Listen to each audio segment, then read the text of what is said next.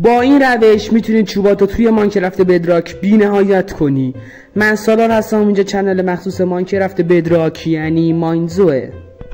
هممون میدونیم سخت ترین کار توی ماینکرافت بدراک کندن چوبه، اما اینجا یه سوالی پیش میاد. ما فارم چوب داریم که فارم چوب باعث میشه ما چوبامون رو سریعتر به دست بیاریم. خب فارم چوبو که نمیتونید در لحظه اسپام بسازید، پس این روش خیلی جوابه.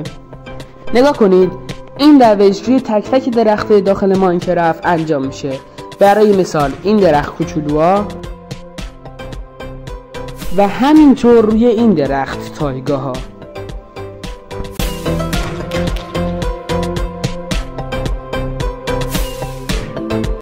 همه اینا داخل این ماد بوده که آموزش دانلودش داخل کامنت اوله. بعد از دانلود کافیه داخل ماینکرافت بشینید و اولین تیکه چوب رو بکنید.